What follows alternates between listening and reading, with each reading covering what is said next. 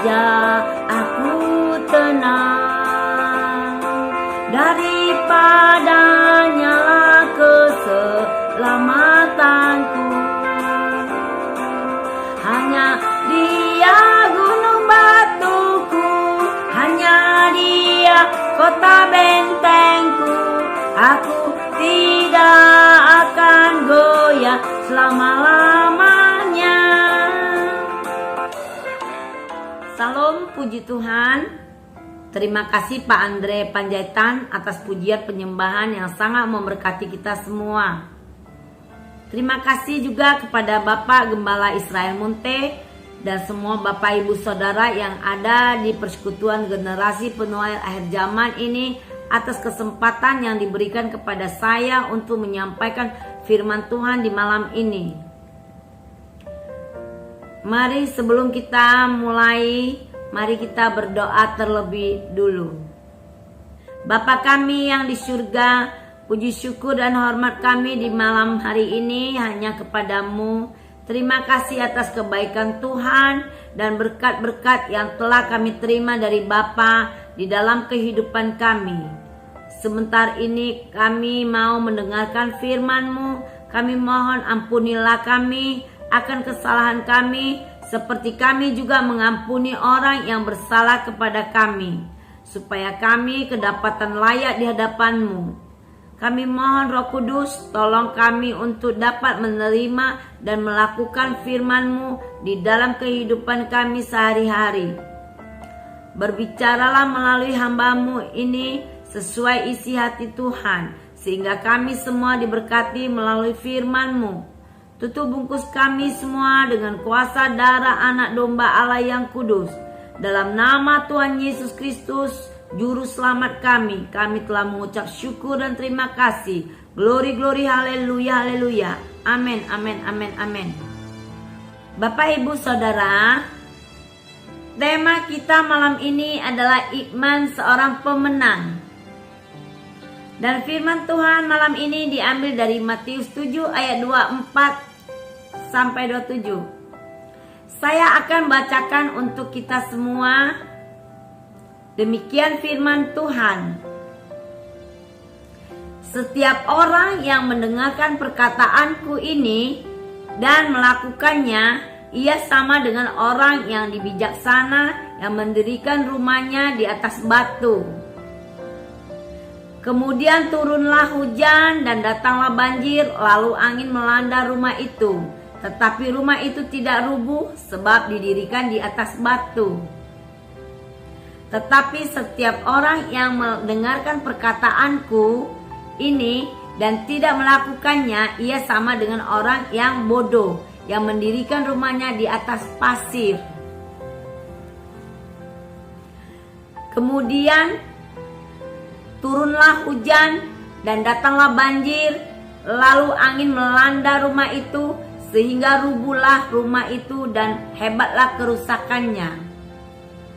Bapak, Ibu, Saudara, sekiranya jika kita memiliki sebidang tanah dan bermaksud untuk membangun sebuah rumah, hal apa yang sering sekali muncul pertama kali di pikiran kita?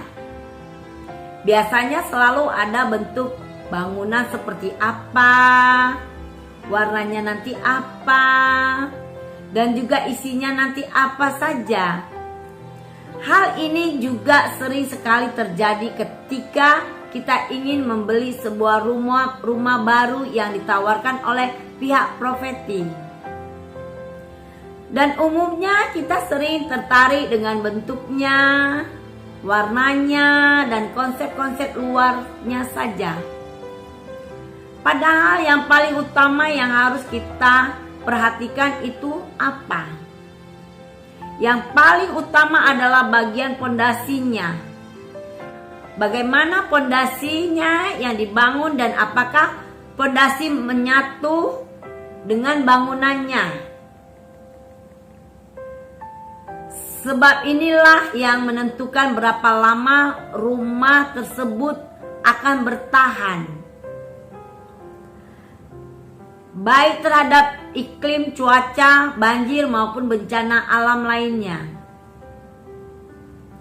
Dari kitab Matius 7 ayat 24 sampai 27, Tuhan Yesus memberikan perumpamaan tentang mendirikan rumah adalah menggambar tentang membangun kehidupan manusia. Dan kita memang menemukan bahwa semua orang baik yang percaya Tuhan dan yang tidak percaya Tuhan, semuanya sedang membangun kehidupan mereka masing-masing. Dari nas firman Tuhan malam ini, Tuhan menggambarkan ada dua keadaan yang dialami oleh manusia di dalam menjalani dan membangun kehidupan ini, terutama ketika menghadapi pergumulan hidupnya. Yang pertama adalah orang yang percaya dan melakukan firman Tuhan adalah seorang pemenang yang bijaksana. Bapak, Ibu, Saudara, saya yakin kita semua pasti setuju rumah yang kuat dan berdiri kokoh adalah rumah yang dibangun di atas fondasi yang kuat dan harus menyatu dengan fondasinya. Biasanya adalah tiang fondasi yang harus dicor atau ditanam dan menyatu fondasinya atau dasar bangunannya. Setelah itu baru kemudian dibangun dinding-dinding rumahnya. Dan semua harus terhubung satu dengan yang lain dengan kuat.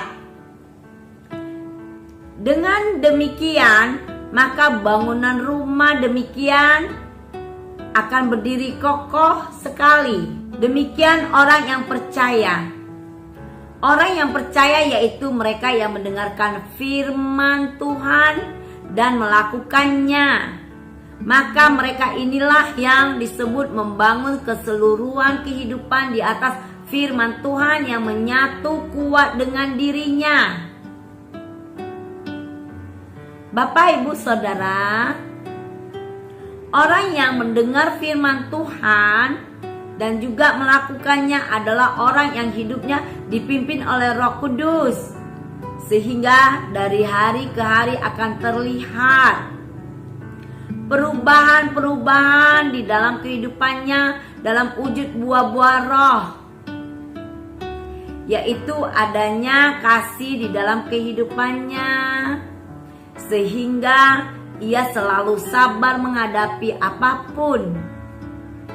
Orangnya murah hati, tidak cemburu, tidak sombong, selalu sopan kata-katanya, tidak suka berdusta dan tidak egois.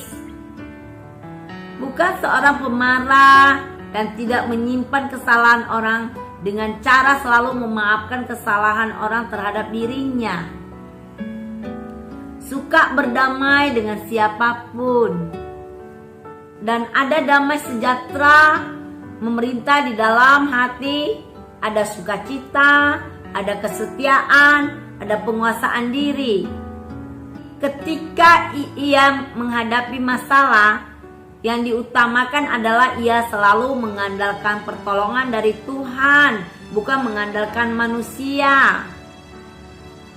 Mendahulukan Tuhan di atas segala-galanya. Ia percaya bahwa dengan penyertaan Tuhan, maka masalah di kehidupannya selalu ada jalan keluar. Amin. Bapak, Ibu, Saudara, selalu bersyukur sekalipun keadaan masih belum seperti yang diharapkan. Namun tetap taat dan percaya pada janji-janji firman Tuhan.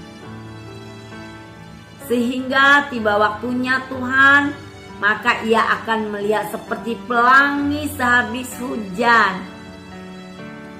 Orang percaya dan melakukan firman-Nya adalah orang yang tidak akan goyah. Sebab ada tangan Tuhan yang menopang. Amin Bapak Ibu Saudara. Ini adalah ciri-ciri seorang pemenang kehidupan. Yang kedua adalah orang yang tidak percaya dan tidak melakukan firman Tuhan adalah seorang pecundang yang bodoh. Rumah yang rapuh, tentu kita pun tahu bahwa rumah tersebut pasti dibangun tidak menyatu di pondasinya. Bapak Ibu Saudara, saya jadi teringat dengan kisah anak-anak yang suka bermain pasir di pantai dengan membuat rumahan pasir atau benteng dengan menggunakan pasir. Anak-anak biasanya sangat menikmati dan sangat senang sekali setiap rumah benteng pasir mereka diselesai dibuat. Dan orang tua mereka pun sudah menjelaskan bahwa rumah pasir yang mereka buat itu bagus, namun tidak akan bertahan lama, sebab tidak lama setelah itu ombak laut akan datang menerjang dan merubuhkan rumah dan benteng pasir yang mereka buat. Dan memang seperti itulah yang terjadi. Namun melihat apa yang terjadi, ada anak-anak itu bukannya sedih, melainkan mereka tertawa kegirangan dan sangat menyukai hal itu. Lalu mereka kembali bergegas membuat kembali rumah pasir dan membentengi pasir di atas pantai yang terbentang hamparan pasir yang luas. Seperti biasa, ombak kembali menyapu bersih dan merubuhkan pasir mereka. Seperti biasa, ombak kembali menyapu bersih dan merubuhkan rumah pasir mereka. Sebab rumah dan benteng pasir yang anak-anak itu bangun tidak pernah menyatu dengan dasar yang kokoh. Tetapi anak-anak itu sangat menikmati apa yang terjadi saat itu, dan mereka kembali mengulang lagi permainan rumah pasir tersebut. Bapak Ibu Saudara, begitu pula di dalam kehidupan ini. Ada orang yang membangun kehidupannya menyatu dengan pondasi batu yang kuat. Dan ada juga orang yang membangun kehidupannya di atas pasir. Kedua-duanya akan kelihatan sama saja ketika tidak ada badai yang menyerang. Namun mereka akan memiliki hasil yang sangat berbeda sekali ketika diterpa masalah hidup, di mana yang satu akan tetap berdiri kokoh oleh karena menyatu dengan pondasinya yang kuat,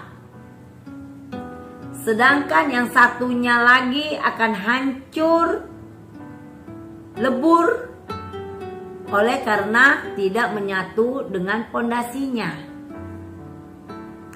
Hari-hari ini banyak orang yang kehidupannya tidak jauh berbeda dengan ilustrasi anak-anak yang bermain rumah pasir tadi. Mereka adalah orang-orang yang kelihatan sangat menikmati hidup ini, dengan selalu jatuh bangun dalam kehidupan ini. Jatuh bangun terus. Seperti itulah orang-orang yang tidak percaya pada firman Tuhan, sehingga mereka pun tidak pernah mau melakukannya di dalam kehidupan mereka. Bapak Ibu Saudara, saling mendukung dalam doa adalah wajib di antara sesama kita sebagai orang Kristen. Namun orang yang didoakan pun harus mau memberikan Roh Kudus mengambil alih seluruh pergumulan hidupnya memberikan dirinya dipimpin oleh Roh Kudus. Firman Tuhan berkata, "Marilah kepadaku semua yang letih lesu dan berbeban berat, aku akan memberi kelegaan kepadamu. Pikulah kuk yang kupasang dan belajarlah padaku, karena aku lemah lembut dan rendah hati, dan jiwamu akan mendapat ketenangan." Jika seorang tidak percaya pada firman Tuhan, bagaimana ia mau melakukan firman-Nya sehingga jiwanya tidak pernah mendapat ketenangan, stres, depresi, kekhawatiran hidup? Sebab di dalam kehidupannya tidak pernah diberikan untuk dipimpin dan diperbaharui oleh Roh Kudus, karena ia tidak percaya. Bahkan tidak sedikit mereka adalah orang-orang yang sekalipun sering ke gereja dan ikut persekutuan doa dan mendengar firman Tuhan, tetapi hidup mereka masih dipimpin oleh kedagingan mereka, sehingga di dalam kehidupannya masih sering dikuasai keinginan duniawi. Orang demikian tidak ada kesetiaan dalam kehidupannya, ada kecemaran dan ada hawa nafsu.